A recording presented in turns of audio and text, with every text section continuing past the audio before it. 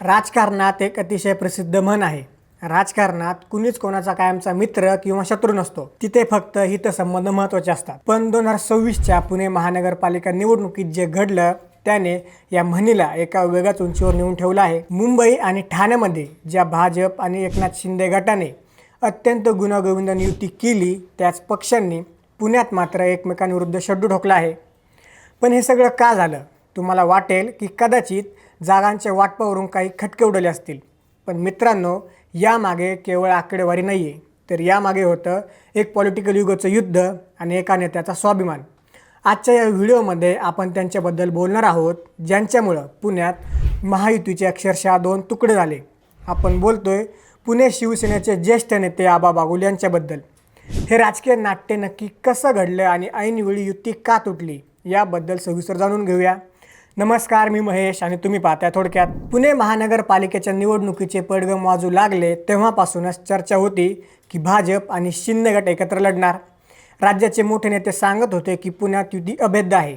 पण जेव्हा प्रत्यक्षात जागा वाटपाची चर्चा सुरू झाली तेव्हा खरी अडचण समोर आली. पुणे हा भाजपचा बालेकिल्ला मानला जातो. गेल्या निवडणुकीत भाजपने इथे एक हाती सत्ता मिळवली होती. त्यामुळे भाजपचा दावा असा होता की जास्तीत जास्त जागांवर आमचे उमेदवार असावेत. भाजपने शिवसेनेला फक्त 15 जागा सोडण्याची तयारी दर्शवली होती. तर दुसरीकडे उपमुख्यमंत्री एकनाथ शिंदे यांच्या नेतृत्वाखालील शिवसेनेला पुण्यात स्वतःचं अस्तित्व निर्माण करायचं होतं. शिवसेनेचे नवनियुक्त पुणे महानगर प्रमुख रवींद्र धंगेकर यांच्यावर शहरात पक्ष वाढण्याची मोठी जबाबदारी दिली होती. त्यामुळे शिवसेनेचा किमान 25 ते 30 जागांचा दावा होता. भाजपने आपला 15चा आकडा 16वर नेण्यास स्पष्ट नकार दिला. आमची ताकद शहरात जास्त आहे, तर आम्ही आमच्या जागा का सोडू, हा भाजपचा पवित्रा होता. पण हा वाद फक्त आकड्यांचा असता तर कदाचित तो सुटला असता. खरा तिढा अडकला होता 2 महत्त्वाच्या जागांवर, आबा बागुल आणि रवींद्र धंगेकर. आता आपण बोलूया अशा व्यक्तीबद्दल ज्यांच्यासाठी थेट मुख्यमंत्री आणि उपमुख्यमंत्र्यांना चर्चेत उतरावं लागलं. आबा बागुल. आबा बागुल हे पुण्याच्या राजकारणातील एक बडे प्रस्थ आहेत. त्यांची कारकीर्द थक्क करणारे आहे. सलग 6 वेळा ते नगरसेवक म्हणून निवडून आले आहेत. त्यांनी पुणे महानगरपालिकेत उपमहापौर, स्थायी समिती अध्यक्ष, विरोधी पक्षनेते अशा महत्त्वाच्या पदांवर काम केलं आहे. 30-40 वर्षांची काँग्रेसमधील यशस्वी कारकीर्द सोडून जेव्हा त्यांनी शिवसेना शिंदे गटात प्रवेश केला तेव्हा राजकीय वर्तुळात मोठी खळबळ उडाली. आबा बागुलांना त्यांच्या हक्काच्या सहकारनगर प्रभाग क्रमांक 27मधून निवडणूक लढवायची होती, जिथे त्यांचं गेल्या 3 दशकांपासून निर्विवाद वर्चस्व आहे. पण हीच जागा भाजपला हवी होती. जेव्हा हा वाद विकोपाला गेला तेव्हा राज्याचे मुख्यमंत्री देवेंद्र फडणवीस यांनी स्वतः या विषयात हस्तक्षेप केला. फडणवीस यांनी आबा बागुल यांना फोन करून एक तडजोडीचा प्रस्ताव दिला. प्रस्ताव असा होता की तुम्ही निवडणूक लढवू नका, ती जागा भाजपसाठी सोडा. त्याऐवजी निवडणुकीनंतर आम्ही तुम्हाला स्वीकृत नगरसेवक म्हणून सन्मानाने महापालिकेत घेऊ. पण इथेच खरी मेख होती. थेट राज्याच्या मुख्यमंत्र्यांनी स्वतः फोन करून आणि विनंती करूनसुद्धा आबा बागुल मागे हटले नाहीत. उलट त्यांनी अधिक ईर्ष्येने लढायचं ठरवलं. आबा बागुल हे ग्राउंडवरचे नेते आहेत. त्यांनी नम्रपणे, ठामपणे हा प्रस्ताव फेटाळून लावला.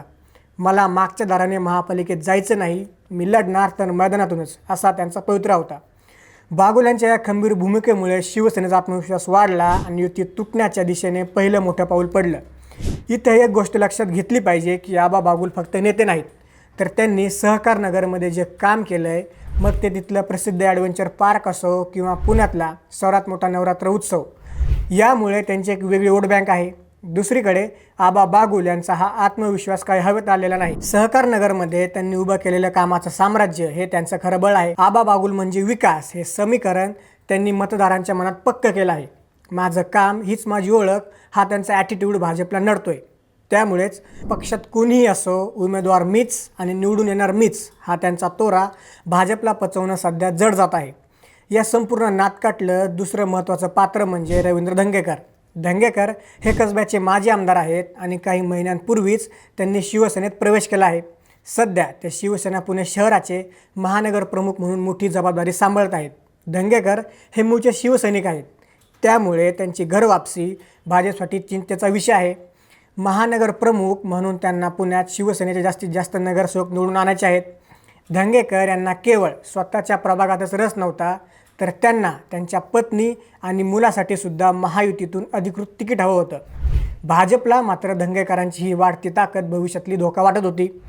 भाजपचा विचार असा होता की जर धंगेकरांना हव्या तशा जागा दिल्या तर पुण्यात भाजपचं वर्चस्व धोक्यात येईल.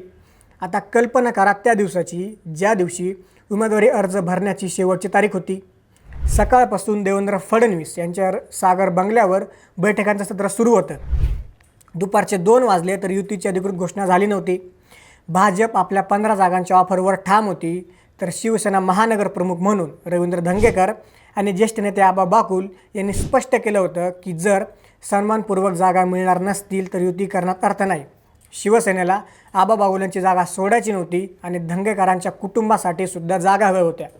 अखेर जेव्हा असं लक्षात आलं की भाजप 1 इंचही मागे हटायला तयार नाही, तेव्हा उमेदवारी अर्ज भरण्याच्या वेळेच्या काही तास अगदी आधीच पुण्यात भाजप आणि शिवसेनेची युती तुटल्याची घोषणा करण्यात आली. याचा परिणाम असा झाला की रवींद्र धंगेकरांनी त्यांच्या पत्नी, त्यांचा मुलगा आणि आबा बागुल या सर्वांना शिवसेनेकडून अधिकृत उमेदवारी मिळाली. आता सर्वात मोठा प्रश्न हा आहे की युती फुटीचा फायदा कोणाला होणार? भाजपला आता एकाच वेळी 2 आघाड्यांवर लढावं लागत आहे. विशेष म्हणजे या अटीतटीच्या लढतीत आबा बागुल यांच्यासमोर भाजपने आपला उमेदवार रिंगणात उतरवलेला आहे. आबा बागुलांसारखा अनुभवी नेता आणि रवींद्र धंगेकरांसारखा आक्रमक महानगर प्रमुख विरोधात असल्यामुळे भाजपच्या हक्काच्या वोट बँकेत फूट पडणं आता अटळ आहे. तर दुसरीकडे एकनाथ शिंदे यांच्या शिवसेनेने पुण्यात स्वबळाची ताकद दाखवण्यासाठी ही निवडणूक प्रतिष्ठेची केली आहे. आणि सर्वात महत्त्वाचा मुद्दा म्हणजे या 2 वाघांच्या भांडणात बारामतीचा दादा काय करतायत? पुण्याचे पालकमंत्री अजित पवार या संपूर्ण वादात अतिशय सूचक मौन बाळगून आहेत. पुणे महानगरपालिकेत राष्ट्रवादीची मोठी ताकद आहे. जर भाजप आणि शिंदेची शिवसेना एकमेकांची मतं खाणार असतील तर याचा थेट फायदा अजित पवारांच्या राष्ट्रवादीला होऊ शकतो. भाजपची मते फुटली तर राष्ट्रवादीचं गणित सोपं होऊ शकतं. त्यामुळे ही युती तुटणं हा केवळ भाजप सेनेचा अंतर्गत मामला नाही, तर हे पुण्याचं भविष्यातलं राजकीय गणित बदलणारं वादळ आहे. त्यामुळेच आता 15 तारखेला पुणेकर कोणाच्या पाड्यात वजन टाकतात, विकासाला मत देतात की पक्षनिष्ठेला, हे पाहणं थरारक ठरणार आहे. शेवटी आबा बागुल असे नेते आहेत ज्यांच्या एका जागेसाठी आणि स्वाभिमानासाठी पुण्यात युती तुटली. आणि रवींद्र धंगेकर तर ते असे महानगर प्रमुख आहेत ज्यांनी भाजपच्या बालेकिल्ल्यात शिवसेनेचा भगवा स्वतंत्रपणे फडकवण्याचं आव्हान स्वीकारलं आहे. पुण्याची ही निवडणूक आता केवळ विकासावर नाही, तर ती अस्तित्वाची लढाई झाली आहे. आबा बागुलांचा 30 वर्षांचा अनुभव आणि रवींद्र धंगेकरांची संघटनात्मक ताकद शिवसेनेला विजय मिळवून देणार का, की भाजप आपला बालेकिल्ला राखण्यात यशस्वी ठरेल? हे पाहणं खूप रंजक ठरेल.